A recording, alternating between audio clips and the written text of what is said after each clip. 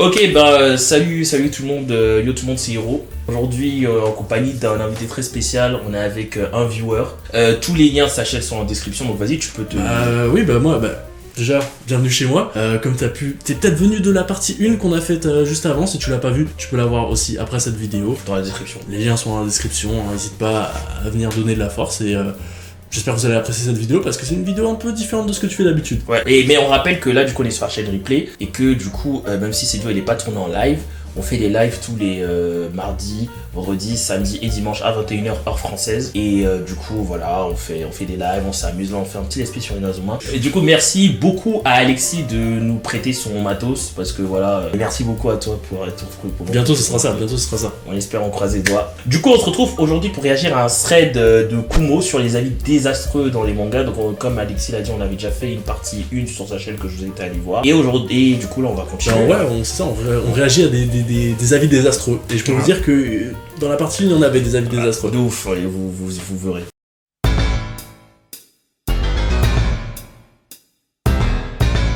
Alors, celui-là, c'est Eden Zero et Fire Force sont les meilleurs mangas en cours de parution actuellement. Honnêtement, déjà One Piece existe, il y a Kingdom aussi. Je suis un fan de Kingdom, donc évidemment, Eden Zero j'aime bien. Fire Force, je sais que c'est incroyable. Enfin, je vois la propagande qu'il y a sur Twitter. Moi, j'ai commencé à acheter les mangas, mais de dire que c'est les meilleures parutions actuellement, je pense pas. Toi, tu lis Eden Zero et Fire Force? Je ne lis aucun des deux. Ah ouais, bah tu vois, du coup, c'est que moi qui peux juger là.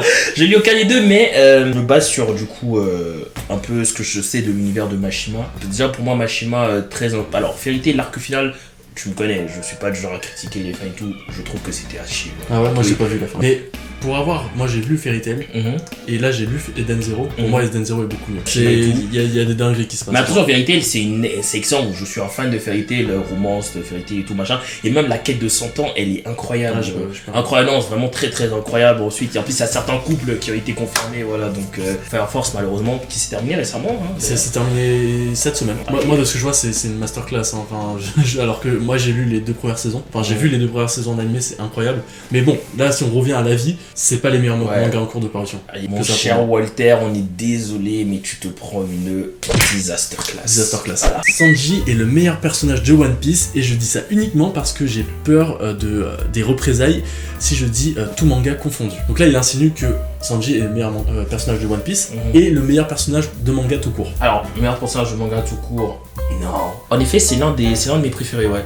Parce que Sanji, je trouve que... Alors, One Piece, One Piece, incroyable, tu vois. On est obligé de le dire parce que sinon, après, quand tu vas parler, tu en parles mal, machin, on connaît les gens. Et le point fort de One Piece, pour moi, c'est pas forcément l'écriture des personnages, c'est plutôt le monde, en fait. Tous les mystères qu'il y a, les mythes, voilà, la mythologie. C'est incroyable tout ce qu'il a réussi à mettre en place. Et tu te rends compte, en 25 ans presque, là, il y a toujours rien qui est... les 3/4 sont pas résolus, quoi. Ouais, et c'est cohérent surtout. C'est très cohérent, voilà. Et du coup, les personnages, je les trouve pas ultra profonds. Mais par contre, Sanji... L'histoire de Sanji est folle. Je la trouve... non seulement... je dis pas ça seulement parce qu'elle est triste, hein. Comment elle a été teasée et tout. Tu comprends tous les aspects à partir de Whole Cake. Tu comprends tout le déroulement de Sanji, pourquoi Sanji se comporte comme ça. Pour moi, je préfère Zoro à Sanji. Ouais, je vois. Et pour moi, Zoro est pas le meilleur personnage de One Piece. Donc déjà, tu vois, c'est pour dire à quel point je place Sanji un peu plus bas dans mon classement, on va dire, de personnages de One Piece. Donc pour moi, c'est un avis désastreux.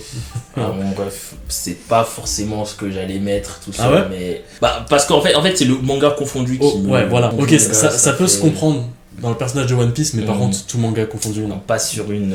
non, disaster class. Disaster class. Donc, prochain tweet, One Piece a les meilleurs personnages. T'en penses quoi, toi? Non. Ouais, non aussi. Non, dans le sens où, comme j'ai dit, One Piece, le but, on peut le dire, c'est pas de critiquer One Piece quand on parle de ça, mais c'est juste mais c'est les tweets. Ah ouais. Pour moi, One Piece, le point fort, c'est pas du tout les personnages. Ça veut pas dire qu'ils sont pas attachants, ça veut pas dire qu'ils sont mal développés, pas du tout. Mais en termes de personnages, pour moi, j'entends écriture et profondeur du personnage. Pour moi, les personnages, par exemple, d'un manga comme Naruto, sont beaucoup plus... Même si, parfois, ils ont été délaissés, tu vois, mais quand on regarde même la base, par exemple, Neji, même quand tu regardes, par exemple, la base de Neji, il est pas ultra présent, mais Neji est quand même un monument de Naruto. En fait, le gros problème avec One Piece, ça va être le nombre de personnages qu'il y a. C'est ça. Il y a trop de personnages, donc Eiichiro Oda, il a pas le temps de développer les personnages. Il a vraiment pas le temps. Et ils ont moins de profondeur, moins d'importance, donc pour moi, c'est un avis désastreux. Par exemple, moi, je trouve que Rebecca et Bibi, Enfin, je trouve que c'est doublon en fait. Quand tu les vois à la rêverie ensemble, ça on va pas spoiler, mais même quand tu les vois à la rêverie ensemble. Des fois, tu peux même confondre les deux. C'est ça, je confondais les deux, et pourtant, là où peut-être Shirahoshi, j'imagine qu'elle aura de sa nature, par sa nature, je pense qu'elle aura une importance et tout. Mais, désolé Zakpo, mais Disaster Class. Demon Slayer est le manga anime le plus surcoté de tous les temps. Imo, l'animation rattrape tout. Du coup, j'explique. Là, en fait, on a affaire à un phénomène très courant sur Twitter qu'on appelle le phénomène Pessi. Cliché que Demon Slayer est carré par son animation. Déjà, c'est vrai, c'est pas totalement faux dans le sens où ça a aidé à passer. Ça aide, mais c'est le cas de tous les animés au monde, genre même Naruto, même Jujutsu Kaisen, voilà. Ça sera pareil pour Chainsaw Man, ça sera pareil pour Spy Family. Ça va apporter une autre communauté qui serait pas intéressée au manga dans un premier lieu. Après, l'animation de Demon Slayer est incroyable par rapport au dessin qu'il y a de base de Demon Slayer. Le manga, enfin l'animation, pour qu'elle soit réussie, pour qu'elle transmette les bonnes émotions, faut que le manga soit intéressant. Si le manga était nul, la série animée de Demon Slayer serait nulle et serait pas intéressante. Et en plus, les ventes du manga ont augmenté aussi. Mais c'est même pas qu'ils ont augmenté, ils ont été premiers pendant un an. Alors, je m'excuse de base pour Yerim, si tu vois cette vidéo. Les Fates, autant le 0 j'ai adoré, et le Stay by Night, donc je crois que c'est l'original en plus, j'ai pas kiffé, tu vois. Autant l'animation est incroyable, mais parce que j'ai pas kiffé, j'ai pas continué. Donc non, pour moi c'est un avis désastreux. Berserk, j'ai pas lu Berserk, mec. T'as pas lu Berserk? L'après-Pain et la 4ème grande guerre de ninja de Naruto est très bon dans l'ensemble. Toi, t'as fait une vidéo dessus. Ouais, j'ai fait une vidéo dessus. T'as beaucoup plus d'arguments que je vais en avoir. Je précise le bon dans l'ensemble. Ouais. Dans l'ensemble, c'est-à-dire que bien sûr, il y a des moments où parce que c'est pas parfait. Naruto, je l'ai lu aussi scan par scan. C'était très long et j'avais quelques petites déceptions. C'est vrai que j'ai fait une relecture récemment et l'enchaînement se fait plutôt bien. Il y a des trucs qui sont plutôt intéressants. Le gros bémol que je trouve à la fin de Naruto, c'est les antagonistes. Je les trouve pas vraiment incroyables. Kaguya, dans la façon dont elle a été introduite dans le manga, je suis vraiment pas fan. C'est-à-dire qu'on a commencé à parler d'elle 30 chapitres avant la fin. Par contre, je trouve que ça a été tellement bien rattrapé dans Boruto, c'est-à-dire ils lui ont donné un background, machin, mais pour moi, ils auraient dû... Ah ouais, c'est vrai que t'as les mangas juste là. Et en fait, pour moi, ils auraient dû le faire avant. Kaguya, au final, pour moi, c'est un bon perso, mais grâce à Boruto, avec le background qu'ils lui ont donné, le fameux faux Pain, Naruto sur alors que Pain, pour moi, je l'ai débunké plusieurs fois. Et je suis tellement d'accord avec l'argument, j'ai vu ta vidéo et je suis totalement d'accord avec toi. Genre, il y avait tellement de comment ça s'appelle, de mystères, de trucs à découvrir que on s'arrête à l'arc Pain, on serait arrêté sur notre fin. À ce moment-là, quand Naruto finit avec Pain, il change complètement en fait, genre il rentre dans une autre phase, c'est-à-dire son objectif, bien sûr être Hokage, mais l'objectif d'être Hokage devient pas secondaire, c'est pas vrai, mais il devient plus à côté, et là il comprend la vraie nature du monde, il comprend vraiment les vraies paroles de Jiraiya, et pour moi c'est juste incroyable.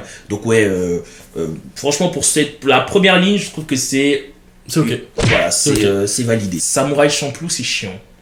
J'ai pas vu Samouraï Champloo. J'ai pas vu non plus. Donc du coup, on n'a pas d'avis là-dessus, donc on passe. Boruto est le manga le plus surcoté de tous les temps. T'enlèves les moments de Naruto, Sasuke, c'est du même niveau histoire que Dora l'exploratrice. Encore une fois, on a affaire à un phénomène Pessi. Voilà, t'as pas les rêves. Pas les rêves là. J'ai les pépés et trucs, moi je. Ok, Pessi, je t'ai expliqué. Pour le coup, Boruto est le manga le plus surcoté de tous les temps dans les déjà, en fait, on reparle de mots surcotés et tout ça, mais personne place Boruto comme étant un manga incroyable, genre. Moi je kiffe Boruto, mais je le mets pas non plus dans. Ouais, même moi qui suis un personne le surcote, tu vois. Ouais. Il y en a qui kiffent, il y en a qui kiffent pas. Et là où je le rejoins pas du tout, c'est que t'enlèves tous les moments où Naruto, Sasuke et tout ça. C'est cool dans Boruto, quand tu vois Naruto et Sasuke, c'est trop cool. Après t'as Naruto mode Baron, c'est peut-être ça qui passe. Ça c'est pour nos cœurs de fans de Naruto qu'on a vu ça, on était trop cool. Mais même juste voir l'univers des shinobi dans une autre contexte politique, un truc plus au niveau où il y a plus de paix entre les villages, il y a même une technologie supérieure. Le récit a changé, c'est tout. Ouais. Le récit a changé, et c'est ça que je trouve bien, c'est que Boruto, c'est un bon protagoniste, tu vois. Oui. C'est pas t'es pas dans DBS avec un. Non, c'est pas une copie en plus, c'est pas une copie de Naruto. Et non, pour moi c'est un gros. Je crois que c'est l'un des plus gros disaster class de la vidéo. Gros tampon disaster class qui rend ça le truc. Ah, c'est vraiment un gros disaster class. Ouais. Il y a 98% de chances que Zaraki Kenpachi foudroie votre personnage préféré. Toi, c'est quoi ton personnage préféré? Hinata Yuka. les débats interanimés en termes de puissance, Oui. je connais mon avis là-dessus, vous pouvez aller voir la vidéo sur sa chaîne. Si on se prête au jeu, bon. Oui, il a foudroie. Après, Hinata, forte en vrai. Ouais, forte, mais il a foudroie. Bah attends, non, mais parce qu'il a foudroie, ça peut être pris différemment. Ah non, mais je veux dire, il parle de combat. Moi, mon personnage préféré, je pense que c'est Shin de Kingdom. Bah, il se fait détruire par Zaraki, c'est sûr, parce qu'il a pas de pouvoir. Donc, en vrai, je peux pas contrer son avis. Avis. Mais, admettons, si t'as un avis un peu plus classique, par exemple, t'es fan de Naruto, à mon avis, il broie Zaraki Kenpachi. Hein. Oh, gros, ce que t'as dit là, ça va attirer tous les. Je suis fan de Bleach, je suis fan des deux. Zaraki Kenpachi, c'est peut-être mon perso de Bleach préféré. Tu vas attirer tous les PC. Surtout quand on va mettre ça sur TikTok. Je les connais même pas, les PC. Vous pouvez venir, je vous connais même pas. Même si je n'aime pas ce genre de débat, on part sur. Ok. Voilà, c'est bien. Nul de comparer, on va dire. Ouais, voilà, nul de comparer, mais bon, on va dire que c'est pas faux. Jojo, c'est nul, je déteste ce manga, je trouve ça très chiant, c'est surcoté de dingue. Je pense que ça, c'est quelqu'un qui a juste regardé la première partie. Il a juste regardé la première partie, voire la deuxième, et encore, je suis pas sûr. Parce qu'une fois que t'as passé. Elle est tellement bien. C'est ça, la deuxième. Moi, après, moi j'ai que les deux premières. J'adore Joseph, mais c'est vrai que la première partie de Jojo, beaucoup de gens ont arrêté à ce niveau-là, mais après, c'est une masterclass. C'est une masterclass, shout out à Soso Benz sur TikTok. Ouais, je connais, on se follow, je crois. C'est vraiment désastreux, c'est très désastreux parce que c'est la vie de Jojo. Mais surtout dire que c'est chiant, quoi. Genre, non, mais je t'ai dit, c'est juste quelqu'un qui a regardé la première saison, ça 100%.